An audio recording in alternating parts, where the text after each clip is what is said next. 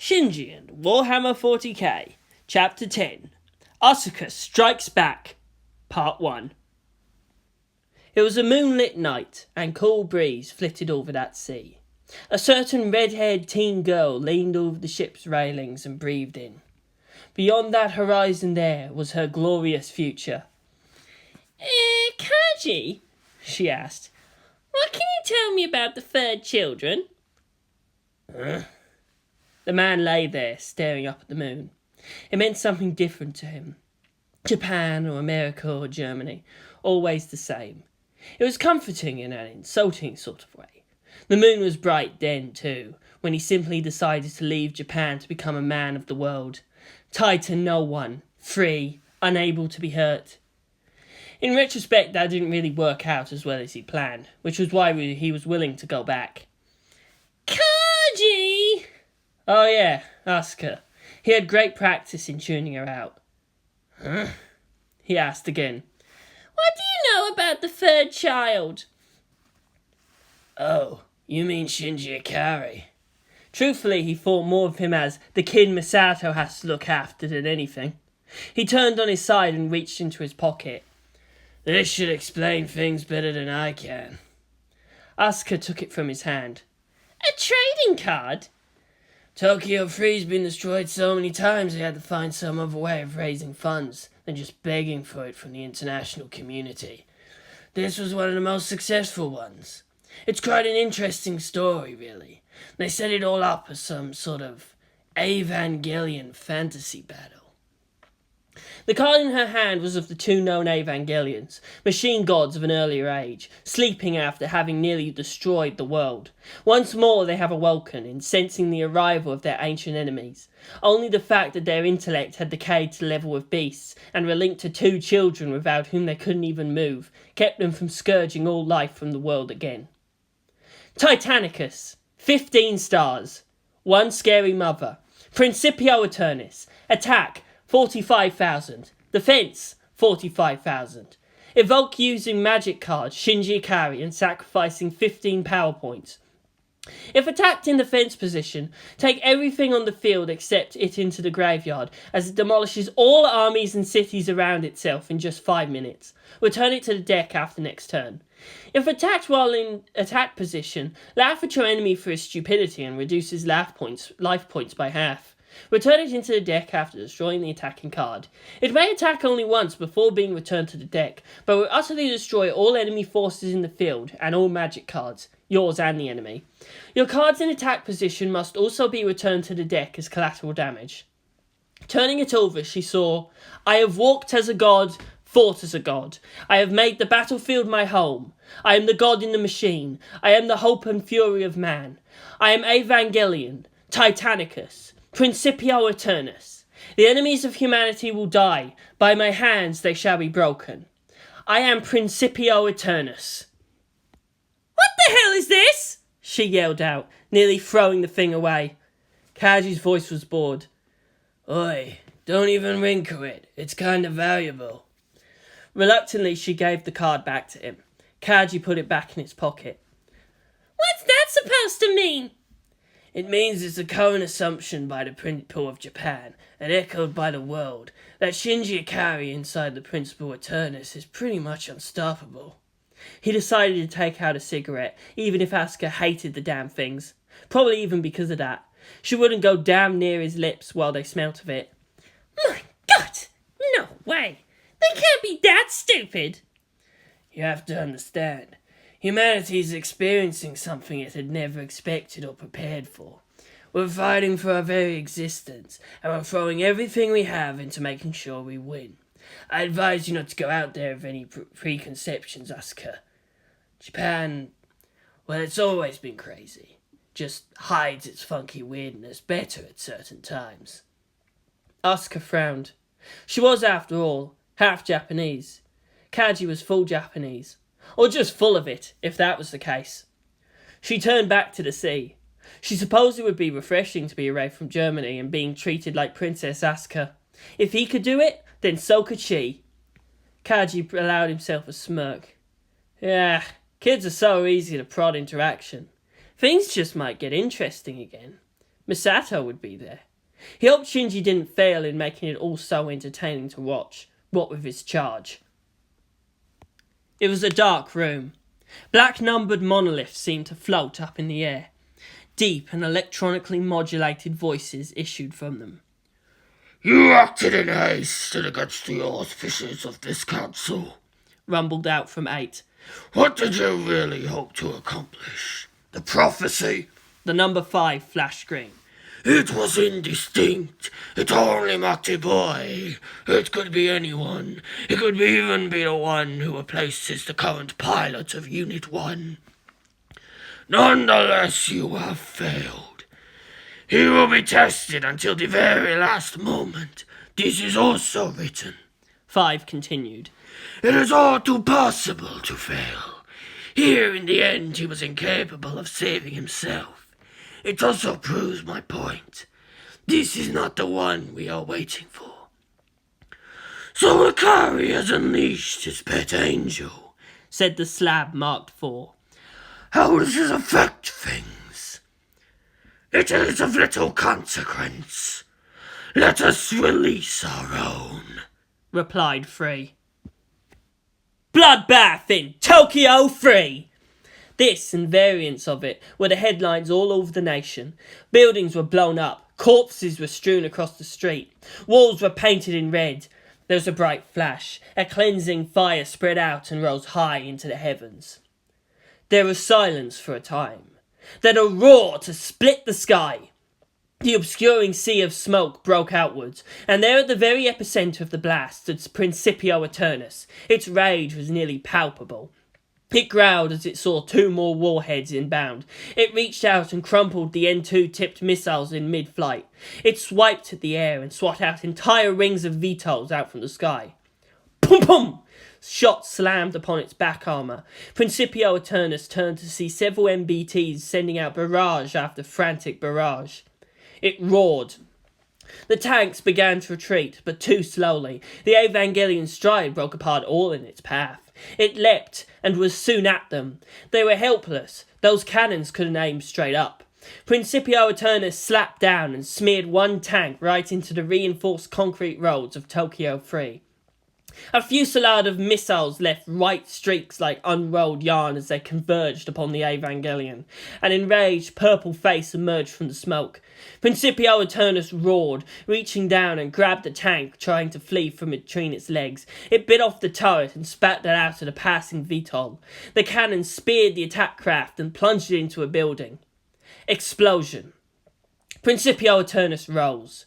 Unsatisfied, it began to climb up a building and stood on top of it, uncaring as the floors began to buckle under its weight. It roared once more, as if asking for more! More! Where is the enemy worthy of its wrath? Fshak! Principio Eternus was flung off that building with a catastrophic smash. 3 smaller buildings crumbled as it crashed face down. It got up and shook its head as if to clear it. It twisted its neck around and saw a shape emerge from behind the burning city. Principio Eternus couldn't grin, but opened its jaw wide in pleasure. Unit 0 hefted its positron rifle up and blasted it again in the face. The power of that beam was sufficient to send the purple Evangelion embedded into yet another poor building. Unit 0 fired again, and again. Its positron rifle was purpose-built for the Eva and didn't have cycling problems. Dust once more covered the battlefield. Roar! Principio Eternus burst right out of the rubble and charged through the avenue. Unit 0 didn't even flinch and kept on firing. Its shots bounced off an AT field. When the purple Ava was close enough, it simply threw aside the positron rifle and raised its own. It was a titanic clash, a shockwave, as 2 strong AT fields met, sending the entire city shaking. Principio Eternus roared again and pushed, sending Unit 0 tumbling back, AT field and all. Just as it was about to pounce, Unit 0 kicked out and caught it with both feet right at the jaw. There was an audible crack as the neck snapped. The purple Evangelion crashed again, immobile. It had never really learned to stop leading a punch with its jaw. Unit 0 slowly got up. It was still wary. The purple Evangelion's eyes flashed. It grabbed at the blue Ava's right ankle and pulled. As Unit 0 slid down, it pushed itself up. Then Principio Eternus roared, lifting the other Ava clean into the air and smashed it into a row of buildings. which turned out to be a mistake as one of those buildings was a weapon cache. Unit 0 now had a bolter. It sent a 3-round burst at a berserking Evangelion. Daka! Principio Aeternis stepped back and roared as if to say, "Not the face again, woman! Why always the face?" Unit 0 just kept shooting. Daka! Daka, Daka! Daka! Unit 0 barely had time to tilt its head to the side as if saying, "Oh crap," before 2 purple hands were at its neck. There were a series of small cracks as the spinal connections broke. It hung limp. Principio Aeternis let the other Ava drop and roared again. It saw more JSSDF platoons over a ridge. It began to run. "Time to die, humans!" And 3, 2, Maya's voice filled the world. 1. Evangelion Unit 1 has lost power. Ritsuko put down a newspaper. Bloodbath in Tokyo 3 was the headline. "Have you finished data analysis, Maya?" Yes, Senpai. It sure was nice of the JSSDF to provide us with the very simulation software that they use. The lieutenant touched a forefinger to her lips. I don't get it, though. It's like they're just giving us the tools to plan war against them. Not really. Masato was there too, in the control center overlooking the simulation entry plugs. The Evangelion's a defensive measure. Everybody knows that. We send back the simulation data as per agreement to remind them just what they're facing here, and not to get any stupid ideas. They feel they're ahead in the exchange since they're getting precise knowledge of the limits an Evangelion can reach. This is still insane. Ritsuko pushed aside the newspaper. I sent almost the entire military ground forces of Japan against Tokyo 3, and he still manages to destroy it all within 5 minutes. Misato laughed. It's nothing special, Ritz-chan. We saw the same thing happen with the first angel we fought, remember? The electronic competence were really rather stupid, just charging in en masse as if the weight of their guns could pierce the AT field, Senpai. Maya knew it couldn't be so. They needed a sufficiently large gun, like against Ramiel. Or...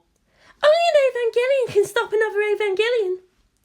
Ritsuko took a deep breath. That was true. However, Unit 0 had failed to stop Unit 1. Maya, how different are the Evangelions Unit 0 and 1? I'm not sure. Then let me tell you.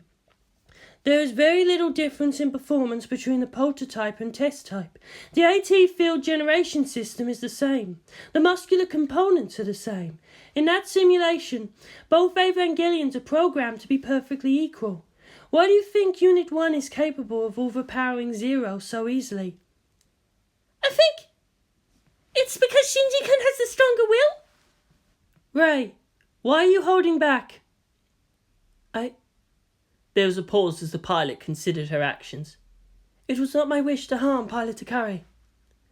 Rei, this is a conceptual simulation. You didn't feel any pain when Unit 1 killed you, did you? You must test the Evangelion to the limit of its programmed rate of motions. Go out with the intention of defeating your enemy, no matter who it is. Understood. Ritsuko switched it off and walked over to see the simulation data. It was costing the Maggie a good chunk of its resources to run it, but it was truly the most complete they had so far. Gendo couldn't resist the offer, showing off the Evangelion's power without having to rebuild the city time after time. That was rather harsh, said Masato. Rei's feeling understandably protective of Shinji. It's only been a week since his return. Ritsuko closed her eyes. You have no idea how protective she could be. Gendo was losing control of the girl, and as much as she despised what Rei represented, she also supported the idea of messing with Gendo's precious scenario. What she told him was that he was getting too much of a good thing. The only thing now that can stop Shinji Ikari is Rei Ayanami, both in and out of the Evangelion. Gendo Ikari steepled his hands, but instead of placing them just under his nose as his usual pose, had them under his brows. He heard a tap on his desk. He looked up to see Futsuki push a glass of water with some pills. What are those? He asked. Painkillers. You look like you need them. Gendo looked away and down into the newspaper, Tokyo 3 Times, and its big headline, Bloodbath in Tokyo 3. According to the news, Section 2 had known about Shinji Ikari's location for several days from a code given through electronic surveillance. There was no way to recover him through the usual means, and asking for help from anyone else could have tipped off the kidnappers. In the end, they had to launch a missile right at the terrorists' hidden safe house, from the top, using all the floors in the way to dampen the damage when it finally broke through to the basement. Going in with the idea of capturing survivors was deemed too much of a risk to Shinji Ikari's life, so they went in with intent to kill everybody aged over 14. They recovered him, but made it look as if he was still held captive, as if to flush out other members of the terrorist cell. A lot of mysterious deaths happened the past weeks, all over Japan. The Exalted World, or indeed a true terrorist group, picked as the convenient sacrificial lamb by two large, ruthless factions. Only recently had it been announced that Shinji Ikari and Maya Ibuki were safe, and actually fit to resume their duties. The news report was worse. It actually had the record of Shinji's screamings through the wire. The populace, given what they heard, felt the urgency and lethality of their response was justified. "A security net seems just that," said Futsuki lightly. "Every little thing can get in or out of it." "Why did I not know about this?" growled Gendo. "It seems standard operating procedure not to let anyone know about it until it was done.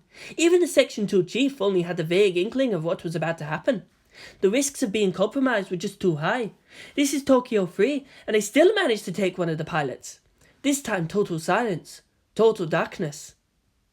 "Did you know?" The older man sighed. "Yes.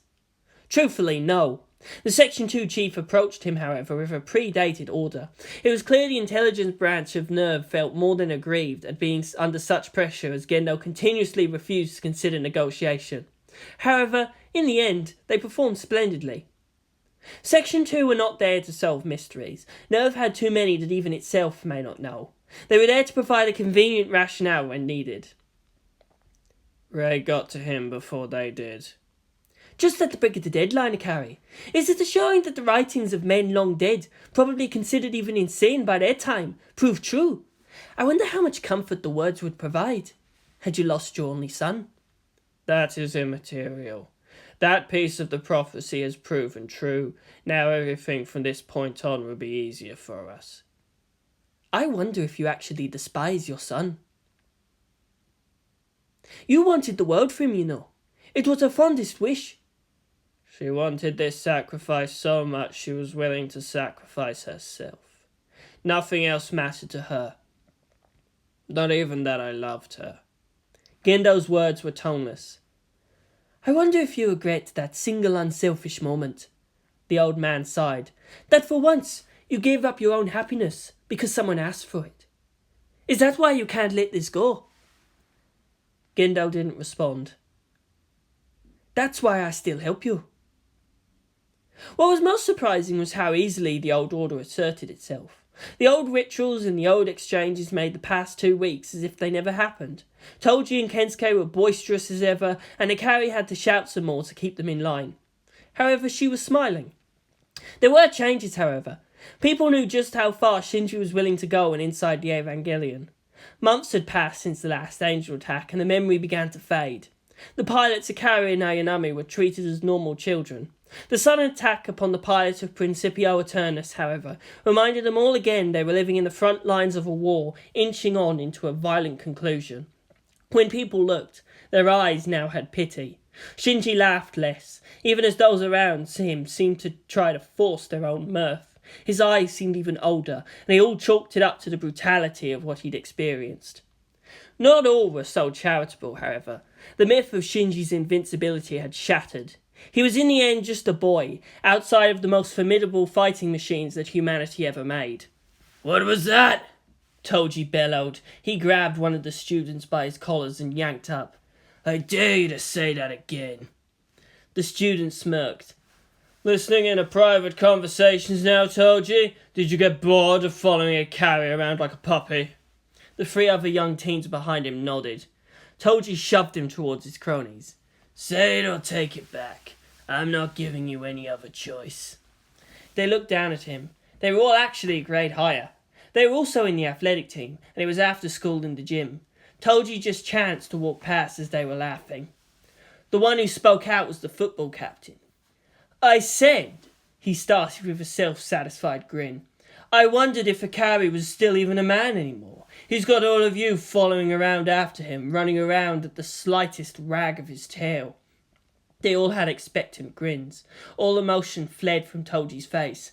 The younger student looked at a loss for what to say, too angry to do anything except stand there and clench his fists. Let me tell you bozos something. A rush of wind sent leaves spilling across the space between them. Toji looked up, his expression completely controlled. Shinji didn't even hesitate to fight someone older and bigger than him. Someone who could kill him. If you think I'm going to be scared of you little morons, think again. He slammed a fist into his open palm. You're not even worth his time. You want to start something? Have your prize. He lashed out with a straight punch right at the football captain's face. The older teen bent back but didn't fall. He looked back, then grinned, his teeth spattered with blood. Toji didn't allow himself any hesitation. Unintimidated, he stepped up and headbutted the upperclassman. Both teens clutched their foreheads and let out a "Gah!" How the hell does Shinji do it? Toji groaned. That freaking hurts. Captain! One of the other students gasped. What the Suzuhara! The football captain grimaced. He was the one more hurt from the exchange, simply because Toji had far less sense of self-preservation. You're going to pay for that! Get him! You're playing with the big boys now, Suzuhara! Shouted another. Let's see how tough you really are behind all that talk. Tough enough! Toji punched the closest one and brought him down. When are these people going to stop leading with their jaws? His father had taught him the scientific approach to boxing. It was a chaotic melee, and Toji wanted to think he gave as good as he got. It was clear even to him that he'd be buried under the weight of numbers. He didn't care, though. Nobody insults Shinji like that. His friend had given too much to have to take this crap. Screw you, bastards! I'm not scared of... Yeah. Stormtrooper Suzuhara won't back down. Take that. You hit like my little sister. Laughter and applause. All there turned to see someone in a white hooded jacket leaning against the bin of basketballs. Kensuke, what the hell? Toji said through numb jaws. How long have you been there? Long enough, said the other boy, grinning. Then why didn't you help? Damn it, man. Kensuke laughed again. Sorry, I just wanted to see if you could handle it on your own. Then piss off then, I can take these jokers easy. That's the kind of attitude which makes it worth my while to help you now. His eyeglasses glinted under the setting sun as he approached. Hey, I heard what you said. You've got some nerve, Shutaro. We're giving you one last chance to take back what you said and apologize. For what, nerd? You're gonna try slapping us around? Kensuke sighed. See, that's the problem. You're not nearly smart enough to fight with words, and you're trying anyway. You try fighting with your fists. But me? He put a hand into his jacket. I'm smart enough to fight with a view to ending arguments. Daka! Captain! What the... Kensuke! Toji screamed. You shot him? Kensuke grinned, his eyeglasses still glinting. He pointed his custom bolt pistol up. Yep, why bring a knife when you can bring a gun to a fist fight? You're crazy! Shouted one of the upperclassmen. You killed him! Screamed another. You're gonna get hell for this, Ida! You won't get away with this! The football captain groaned. Kensuke huffed. Don't be so melodramatic. It's just rubber-tipped bullets. He'll be fine. Kensuke! Toji was then as his friend's jacket collars, pulling him up. What the hell do you think you're doing? The glasses geek teen laughed weakly, his eyes crinkled in helpless amusement. I was just trying to help. That wasn't helping.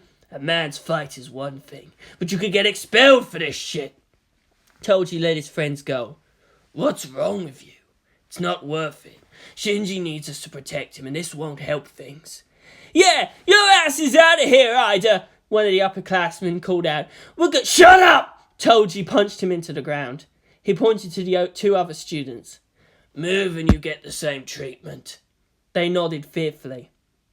And you think having you beat up will make Shinji any happier? You have no idea of the kind of twisted vengeance our friend could offer up. He grinned. Relax. We're in the right. 4-on-1 odds. Brave. Very brave, my friend. But also stupid. We've got to get you some body armor if you're going to keep pulling this stunt. That doesn't change things. You shot him.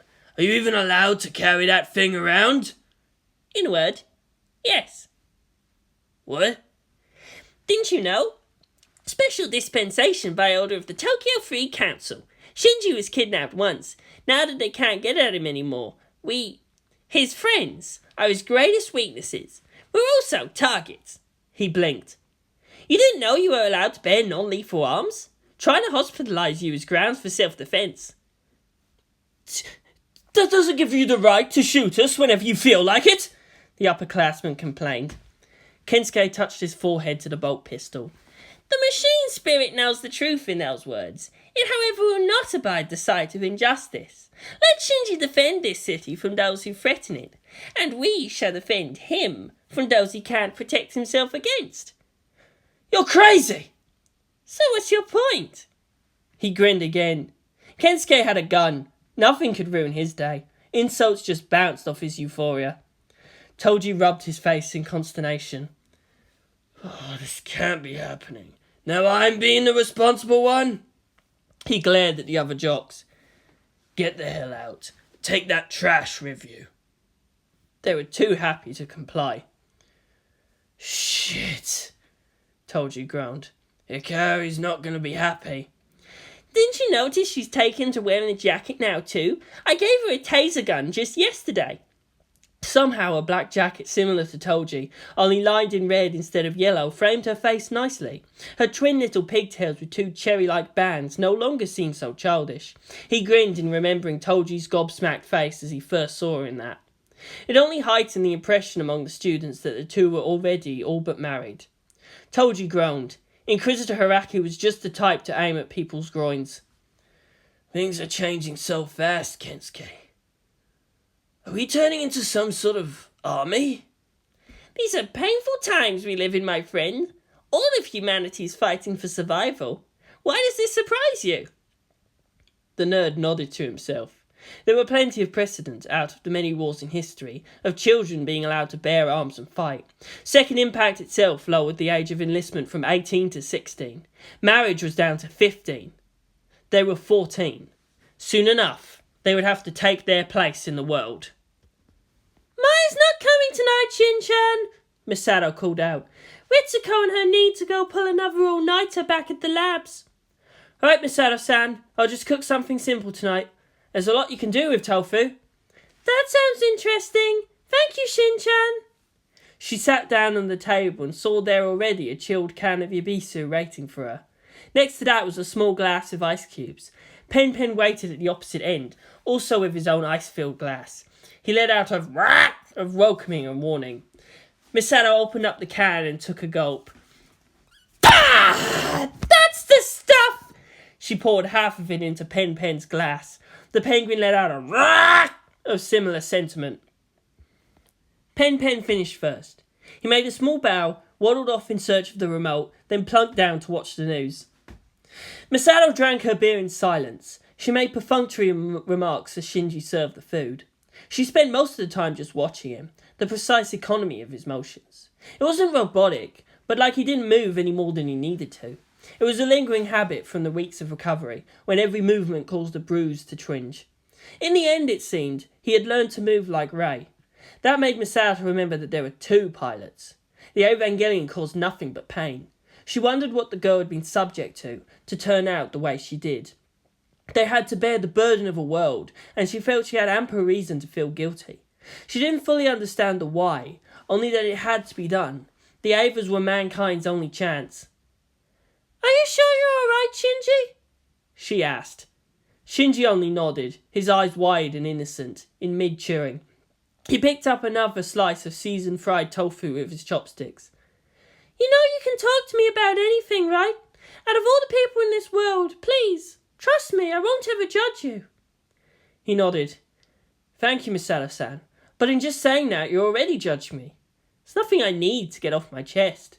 Nothing I need to share to lift any shame. You believe that there's something I need to confess? No, of course not. I'm sorry if I'm being too nosy. Thank you for caring, Misato-san. He looked away. I'm sorry for worrying you. Misato reached for a beer. You're too kind, Shinji. You know that? She said softly. Can't you be even a little cruel? Can't you just allow us to help?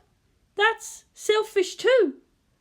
Then aren't I entitled to a little bit of selfishness in that case? Maybe. Shinji lay on his bed staring at the ceiling. He felt the counsel in his mind resume. How is the work proceeding, Bright Lord? Well enough, was his answer. I know you have doubts about the loyalty of Agents J and K, but even if they have their own agenda, at least I'm sure they don't want to end up dying alongside the human race. This makes you the only clear choice, Commander. The Space Marine seemed eager somehow. Between the two great forces, only you strive for the benefit of all who live on this world. Only you stand for choice and all that is good and just. Should be others. Older, wiser, more powerful, who could rally humanity to this cause.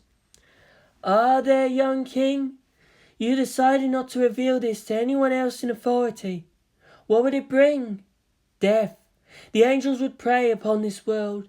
The military would fall upon the ignorant pawns placed by your father. The guilty would escape.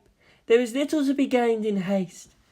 The Bright Lord could rule this city by Tuesday if he only embraced the methods that Chaos worked so well. Do not look at me like that, you wretched fools. I am your enemy, and for long have we battled. Chaos is forever, and we shall yet battle still. Oh, please.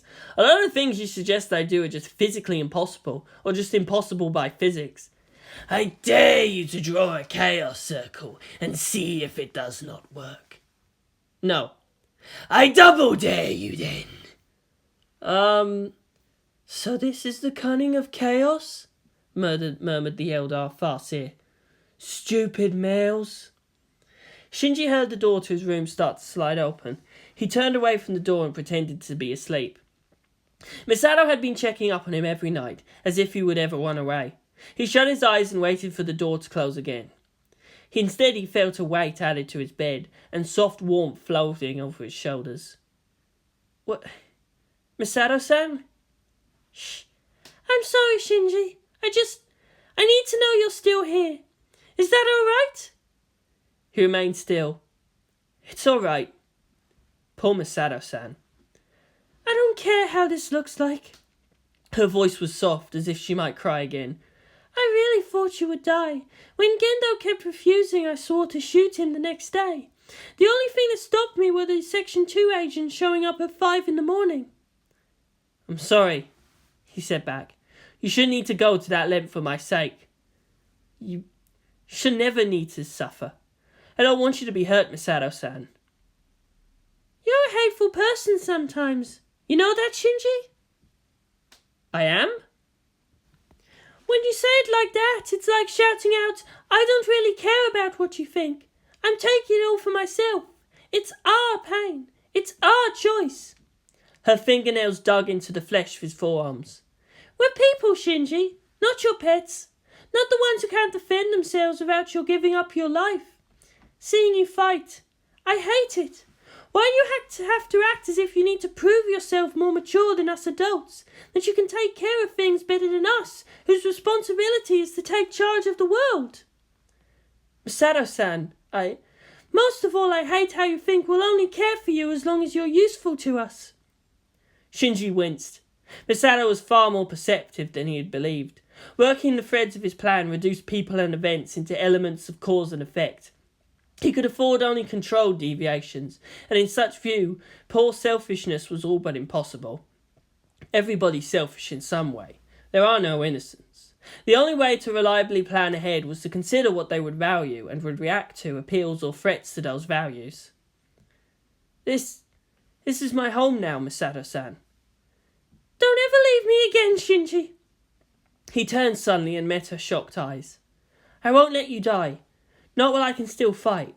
I will not let you die. You're precious to me too, Misato-san. She laughed into his face. Oh, now why can't you just be a few years older, Shin-chan? It doesn't work with that sort of face. I'm serious, Misato-san. And that's why it's funny. She reached over and hugged him, sending him into an unseen blush. I think you could stand to be a child for a little longer. That's why us adults fight, so innocence can live on in this world. I've already killed Misato-san. Innocence also another word for powerless. I can't. Not anymore. I know you know this, but if it makes you happy, we can pretend. Being in your arms, let it all fade away. I'm just a boy again. The world howls outside. Thank you for taking away my fear. Of course, innocent as it was impossible for things not to have changed. In Shinji's eyes, Misato recognized the soldier's eyes. One not just willing to die, but to kill without regret. Neither could really return to being a child. Both knew that to live in the world of adults, in the world of responsibility, was to live with pain. Rei let herself relax. She felt the memories being squeezed out of her skull. It was all an unpleasant experience, but one she willingly endured, as she had for all those years. Ritsuko couldn't let herself relax. This was always the most distasteful part of her duties. Uploading memories into data, dubbing a soul into the machine. It was a blasphemy of the highest order to her. That humanity already had that power was a thought both frightening and liberating. With it, the current Rei became disposable again. The rest were just spare parts to be used. Ritsuko disliked Rei, but never hated her.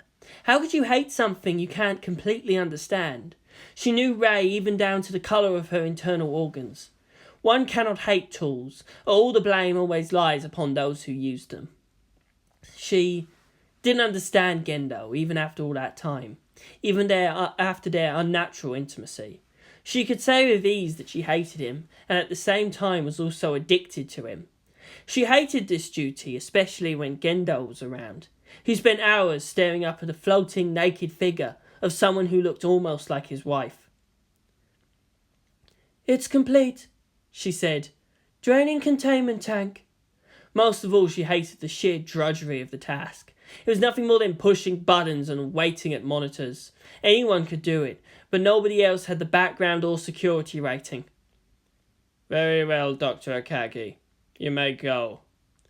Ritsuko turned sharply. Gendo still stood motionless, his hands in his pockets.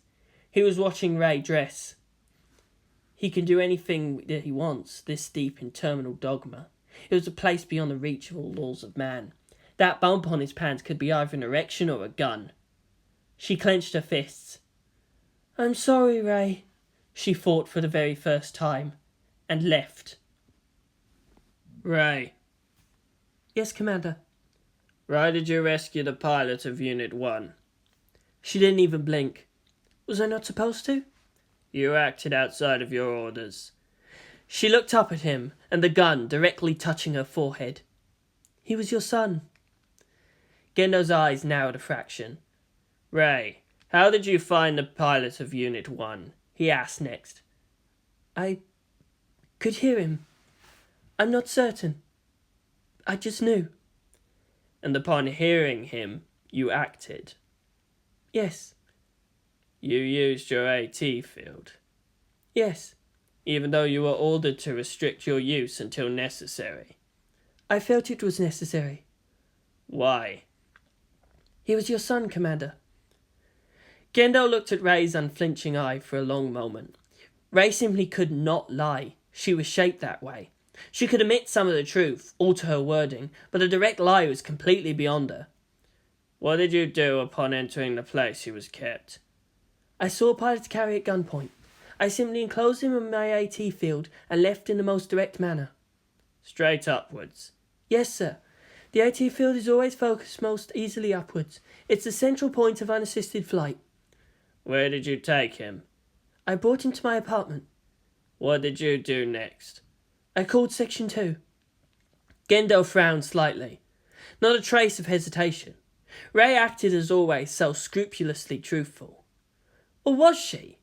Rei had that sort of perfect poker face. How long did he remain in your apartment? Until morning, at 6:30. Section 2 arrived to pick him up then. What did you do during the night? I sat at the edge of the bed and remained on standby. And the pilot? He slept. He was severely injured. Some inner sense was yelling to him, trust nothing coming from this girl, she lies. However, a similar part also yelled about how that was impossible. He'd shaped her too well. It fit the prophecy precisely. He took the gun away. Rei made no motion of relief, not even a change in her gaze. It was still dispassionate and oddly trusting. Gendo then noticed she had her hand in her right pocket. Rei, he said flatly. Sir? What do you have there?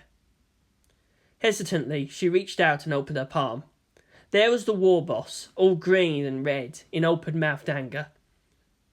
Why do you have this? Pilot Takari gave it to me, shortly before his abduction. Gendo's frown returned. A toy. Rei had never known toys. It was a gift, and he knew well to be wary of gifts. It constituted an expenditure of emotion upon both ends, and tying them together. The given is indebted, the giver responsible. It only further made his son dependent upon Rei. He opened his hand out. Sir? Rei asked softly. What is it? May I ask what you intend to do with it? Gendo's expression didn't change. It was severe, but without disapproval yet. I intend to dispose of it. May I just return it to Pilot Takari instead? I am given to understand it's the last of its kind left in the world, and is presumably valuable. I can easily have a duplicate made. That would defeat the whole purpose of disapproving of it, sir. Gendo lowered his hand and stared at the plastic figurine. Just a toy. A plaything for children, of those ignorant and easily led. In the end, it mattered little. Very well. You may. Thank you, sir. She put it back in her pocket and waited for his dismissal. At a curt nod, she began to walk away. And Rei? Said Gendo, as she began to pass him. Yes,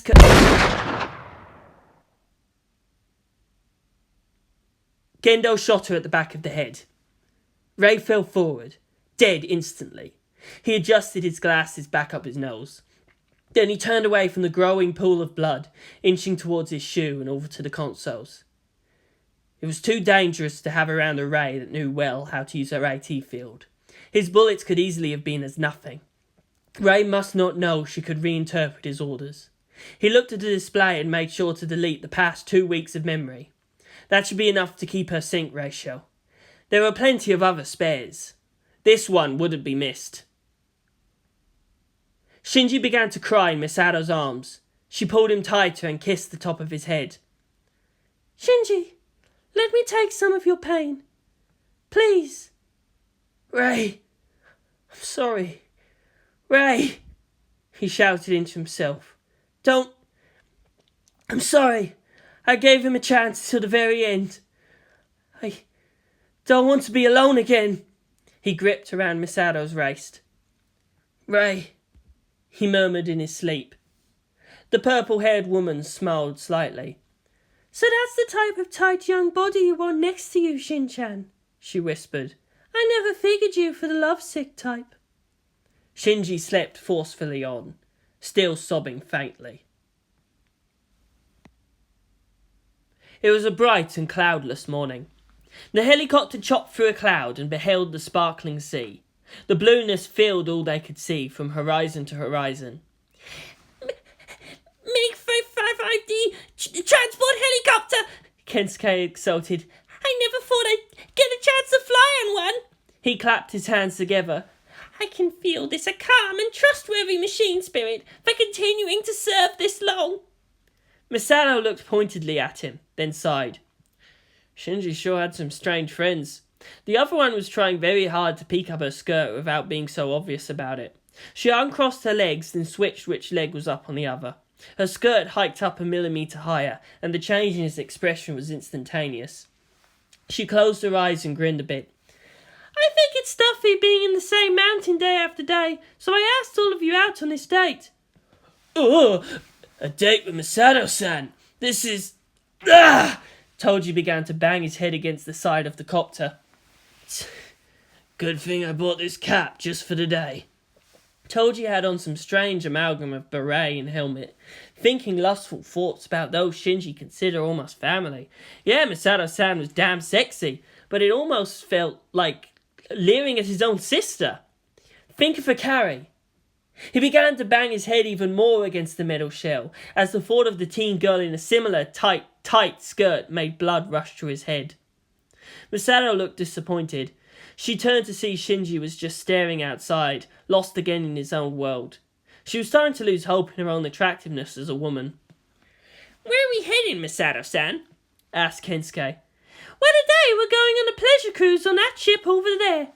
She pointed out the window. Kensuke pressed his face to the glass. Wow, that's 1, 2, 5 carriers and 4 heavy cruisers. There's a bunch of destroyers and frigates and that big thing. It is gorgeous! Gorgeous, Suke? Toji asked doubtfully. Of course, that's no mere ship. That's the super carrier over the rainbow, the pride of the UN forces. He grinned. To have lived long enough to see such a thing. It's huge, Shinji had to say. I wonder why they keep a relic like that afloat, Masato asked lightly. Shin-chan, do you remember? Logistics wins wars. A thing like that wastes even more and more of precious resources in hopeless posturing. You don't sound like you approve of it much for a soldier, asked Kensuke. Of course! The true business of a soldier should be not to promote war, but to enforce peace. The strategic forces of the UN is a neutral party to prevent both internal and external conflicts within nations. This sort of thing. The oceans are vast. The world's geared for defensive conflicts, and no matter what, this sort of thing won't crack 'em. We should be fighting for our own lands, our own soil. The roving UN forces have no real home. Aren't they pulled together from all services all over the world? Isn't that the first step to a true world government? They're bullies, Kensuke-kun. The SSDF forces in each nation can be called up into one big worldwide army to quell belligerents. This, the International Navy, they have no loyalty to anyone except themselves. That's a rather biased approach, Masato-san, Kensuke complained further.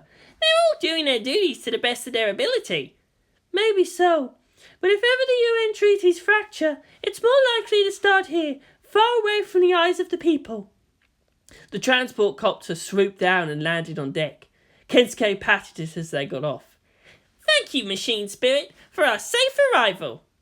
The pilot gave him another, stay away from my ride, you lunatic, look. Masato brought them up to the bridge, where she presented the Commodore with the official papers. She also noted she had bought an Evangelion power connector. The flotilla commander was a large, white-bearded man. He pulled the brim of his cap down and muttered aside, in a voice clear enough to be heard. How is it going for all of you? First you have kids on my bridge, then you bring a socket so they can play with that toy down below. Please bear with us just for a little longer, sir. Masato brought all the cuteness she had to the fore. The Commodore was hardly affected, refusing to even so much as look at the intruders on his bridge. Fighting is job for men, not women and children. If that toy stays here any longer than us putting into port, I'll pitch it overboard. Kensuke's eyes widened. He'd been recently told they were out to check up on a new Evangelion. This insult to the noble machine spirit simply cannot be allowed. He opened his mouth to shout back in his own halting English, though he could understand the language well enough, but then felt a hand on his shoulder. He turned and saw Shinji shake his head. No. The pilot stepped up and bowed to him. Masato-san, please apologise for our intrusion and tell him we'll try to keep out of the way, he said aside. I can understand you nips just fine, the Commodore growled in Japanese, while still looking outside. I wonder how it really feels like, the pilot thought, to see the sameness day after day, going from one part of the world to the other, never really welcoming each. Even back at their home port, they're viewed with some suspicion as the tools of the foreigners who don't really understand. How would it be to cling to the rituals of day after day, and the creed of men dead for hundreds of years, always waiting, always preparing, knowing that as each day passes, they grow older in inaction and steadily moving towards obsolescence? Then please accept our thanks for allowing us on board, sir. The sea is your domain. We won't be any trouble. May we please go below deck and see the power of this great vessel? This is no place for tourists, boy. We are but children, sir, but some day we too shall stand where you stand. Thank you, but you can't protect us forever. Some day we also need to make our own choices of how to face the future. Someone fight these brats of midshipmen. Let them see what it means to be men of the sea. Thank you very much, sir. The teens left. Misato too, but then the commander grumbled. So, that was Ikari, wasn't he? The nerve officer nodded. That was Shinji Ikari, pilot of Evangelion Unit 1. Not what I was expecting. Polite for a landlubber. He adjusted his cap again. The other one. Misato grimaced a bit. The Commodore laughed, but not too unkindly, at seeing her reflection on the glass. I pity the rest of you, he added. It's not going to be our problem anymore soon enough. What was that about, man? Kensuke added. He doesn't know what it's like. The Evangelions are the hope of humanity. They need to respect its mighty machine spirit. That guy was a jerk to Misato-san, Toji added. I wanted to punch his head off. Shinji and the others were out on the flight deck. The pilot looked up at the sky, so infinitely high and crystal clear. He turned around and asked them, if ever you had to fight your own countrymen, those you once called your allies, would you hate them or yourself for killing them? If you had to send out your friends to die, would you eventually grow hardened to sacrificing them or become even more fiercely protective of those you have left? The two young teens couldn't answer. Kensuke, these people are loved by the machine spirit of this great vessel. Toji, this is the brotherhood of fighting men. We must respect them also. They sighed. I guess you're right as usual, Sensei. Toji smacked him on the shoulder. We're too young to be such hypocrites. Kensuke nodded and began to film all around with his camera. The mix of MiGs and F-15s reminded him that so many had lost their lives in the chaos of post-impact. He closed his eyes and muttered a prayer of apology to all the Rainbow's machine spirit. By insulting those it protects, he might also be insulting it. They stood out there, under the sun. It's kind of peaceful, isn't it? Toji said after a while. Looking at it like this, it's like the world never had to face all that pain. Shinji nodded. I like the sea. It's eternal and ever in motion. Everything we fear, it can just swallow up and forever take away. It's that big. Kensuke pointed his camera up. How much more the Sea of Stars? A stiff wind sent the flags and slack lines flapping. The teams from Tokyo 3 stood there to enjoy the reprieve from the insanity of their home city. Hey! You there! They didn't move a muscle, still lined up there in a suitably dramatic mode. The call was probably for a crewman, being so far behind them. You three stooges! Don't ignore me! They turned. There they saw a girl, red-haired in a yellow sundress, standing with her hands on her hips. She grinned a bit. Which one of you little boys is the famous third child? Shinji's eyes widened. He had no AT field that he could use, but he could feel it, something scratching at the edge of his soul. His Eldar sight screamed. The possibilities just exploded beyond all capacity to predict. It was glorious. Who the hell are you? Toji asked. I am the beautiful and talented pilot of Evangelion Unit 2. Another good breeze sent her hair flowing, shining under the sun as if on fire. She stood there, filled with boundless confidence and energy. Asuka Langley Suryu. The sound of waves crashing into the bowl punctuated her declaration.